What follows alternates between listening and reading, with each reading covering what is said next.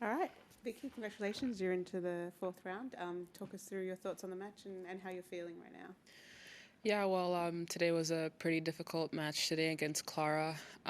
Going into the match, I knew I had to really fight hard, and I know she's a really great ball striker, so I just wanted to make sure I was in there with her as much as I possibly could. And she had a lot of good rallies and good shots, and she saved a couple of match points in the match, so I was glad to have turned it around and found my composure to take it at the end of the day.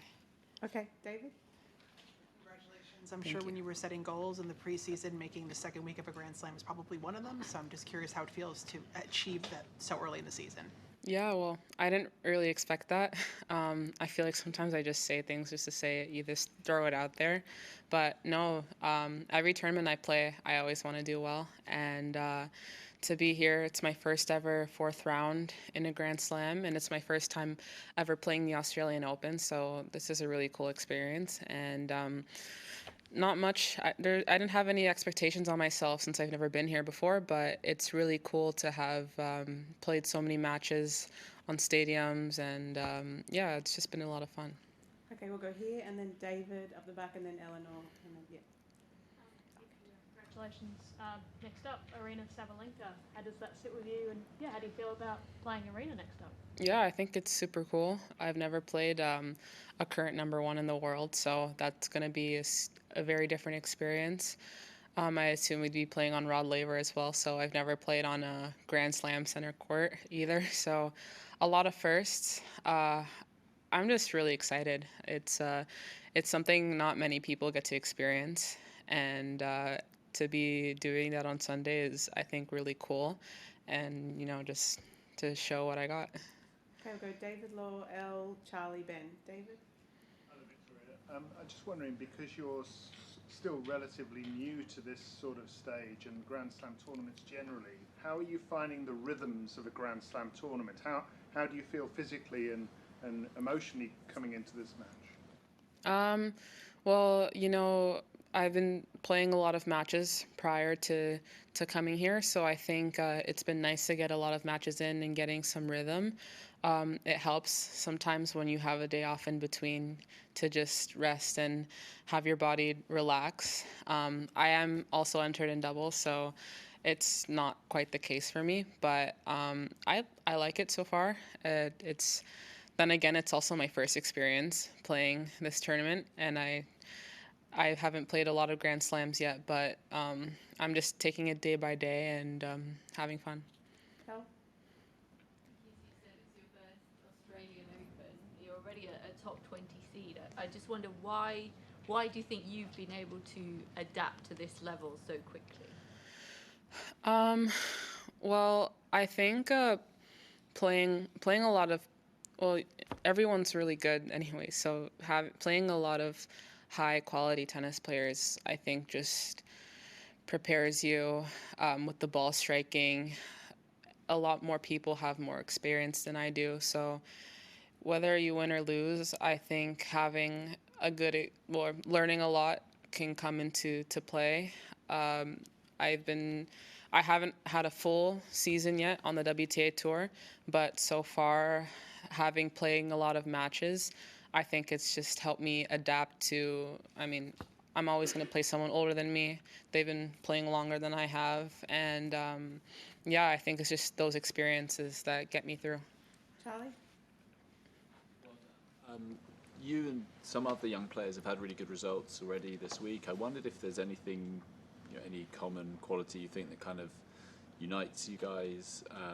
Arena was saying how she thought you lot seem a lot more mature than she was at that age. So yeah, I just wondered what you made of that, and yeah, if there's a kind of unifying quality.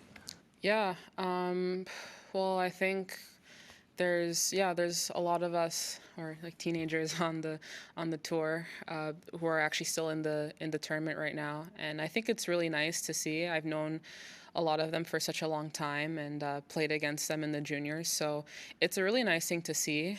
I always want them to do well and vice versa, but I think honestly, I don't feel like I'm that much more mature or anything, but I think coming on to this early can make you more mature in a way. You just learn a lot more things quicker, and yeah, you just learn a lot from other experiences. Okay, Ben, Prajwal, David. Ben? Hi. You were talking earlier about all the sort of firsts you've been having in the first you have coming up in this next round as well. And I feel like your rise over the last 12 months has been so smooth. On paper, looks so smooth in terms of getting through every level as one step at a time pretty seamlessly. Have there been any firsts so far that you have encountered in the last 12 months that have been trickier, or that anything that's been sort of a challenge, or do you feel like when these new things come, it's been relatively smooth being able to get through each next step? Yeah. Well, like you said, I feel like there's levels to many things. Not every trajectory is just going to be upwards. You're going to have moments where you're kind of not doing well or you're struggling a little bit, but that's all a part of the learning process.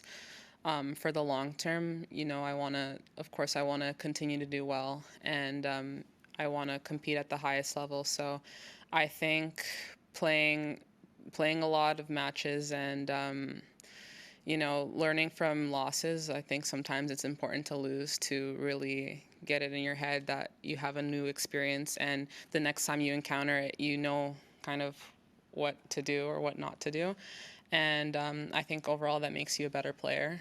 There's so many girls that have a lot of experience, so they've just been in those situations more, and they know how to handle it, whether it's mentally, physically, and it's just the way you can take it and learn on and improve yourself. I think that's a good way to improve yourself.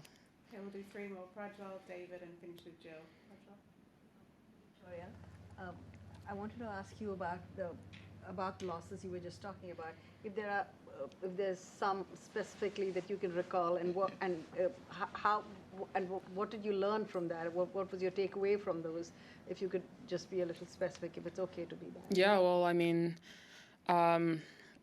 every week, as long as you're winning every tournament, you're going to lose every week. So I think especially last year, and of course this year still, I think every single loss I've had, I've tried to improve from it. I mean, there's not many that stand out more than the others, but some things, whether it's physically I wasn't feeling great or mentally I wasn't that more invested into the match.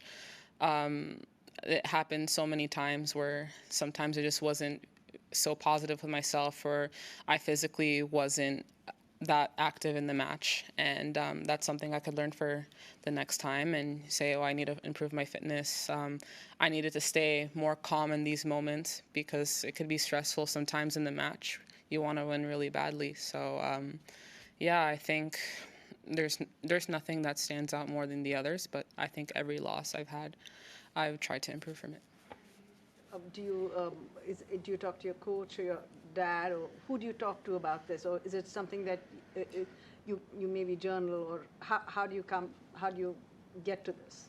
I think, well, for me, when I start my training blocks, especially the training blocks, I try to say my fitness, for example, like I want to have more stamina on the court. I want to last longer.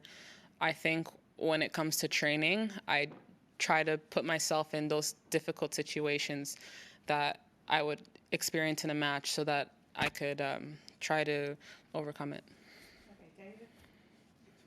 2 days ago you announced that you signed on with Rolex, and I know you're trying to keep expectations low, but what does it mean to you that to have fans, media, now like a big luxury brand, sort of see your potential? And also, what do you look for in a watch? Oh, I don't really look for much in a watch, but no, I mean it's a great thing to be a part of.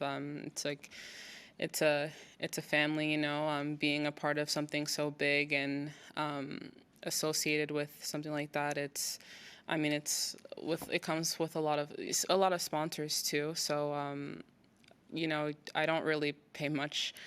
I don't put more pressure on myself just because something comes. I'm still the same person, and whatever. I just like to focus on things on the court, and it's what you do on court that kind of gets you stuff off the court. So as long as I'm invested in what I'm doing on the court and invested in matches and training, then I don't, everything else comes after. Okay, last one, Jill.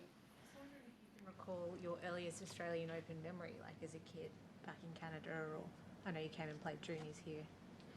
Yeah, maybe just watching on the TV. I know I was here in 2022 as a junior, and I made the finals of doubles, so that was really cool.